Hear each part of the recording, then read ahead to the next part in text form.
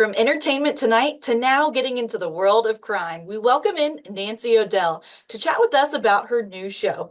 Hi, everyone. Rebecca Russell here with My48 and Nancy. First of all, congratulations on your new show. Without giving away all the secrets, of course, what can viewers expect to see in your new show, Crime Exposé? Well, thanks for having me. I think that they can expect a show that they're not going to want to stop watching. I've actually been seeing some of the episodes and I already know the story. I know how it ends, but I get so engrossed in the whole thing. I get so enthralled because it's great storytelling. It takes you from the beginning of a crime to the very end. It's a murder a day. These are actually things that are real life murders, so that makes it even more fascinating because you can't believe sometimes that these things actually happened.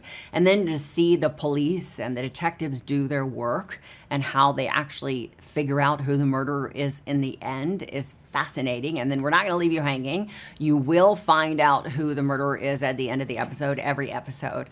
And it's a half an hour, so it's the first time that this series has been done in syndication, made for television. So it's the first of its kind in the true crime world. And so again, like I said, you're going to get the resolve at the end where you will know who the murderer is. And so it will give you a little bit of satisfaction in addition to enjoying the storytelling along.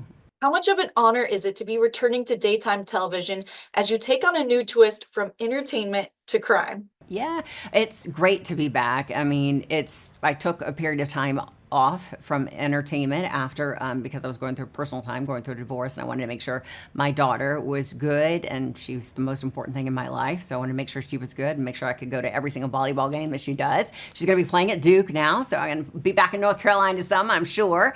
But I wanted to make sure that she was good, and she's a senior now. So I feel like now is the time to go back, even though I did a few things for people in between. But it's actually kind of going back to my roots. I started in Charleston, South Carolina, and then went to Miami, Florida, where I did the crime beat and I did the police beat. I did investigative reporting. So it's kind of a full circle moment because I did that for years and I thought it was fascinating. I thought I was policewoman for a while. But it was great. So it's fun to go back to this because I have always been very curious and interested in how detectives do their work. And so you see it right here. From podcasts to shows, many people are captivated by true crime, myself included. What do you hope viewers gain an understanding of specifically with your show?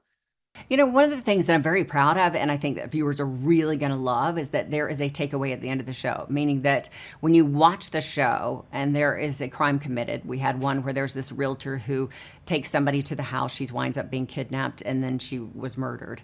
So we, at the end of the show, give tips to people who have maybe a job like that, where they have to take strangers, complete strangers, into an empty space.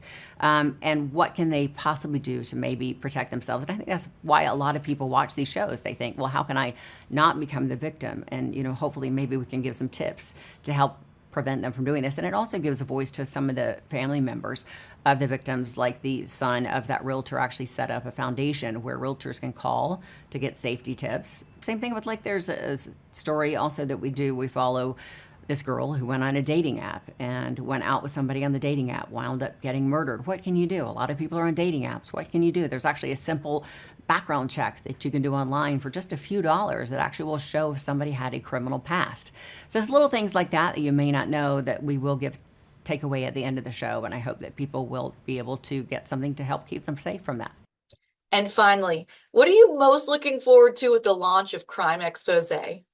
I'm looking forward to the storytelling. I mean, I'm very fortunate that I have some incredible partners with Trifecta and Scott Sternberg and Michael Eisner with Tornante that we have amazing people, producers, this incredible team that do this storytelling. And like I said, it's fascinating in itself that you go these things actually happen in real life, and sometimes it's shocking, but then there's great satisfaction at the end because you do see the person being brought to justice through great police work and detective work. So I'm looking forward to people being able to get that feeling of resolve and to be able to watch a story from beginning to end, where it's almost like watching it really is a murder mystery. It just happens to be real life. Well, from one new mom, we appreciate what you're doing. A chilling and haunting new crime show premiering September 23rd on WMYV My48. It's Crime Exposé with Nancy O'Dell. Nancy, we look forward to it and thank you so much for your time.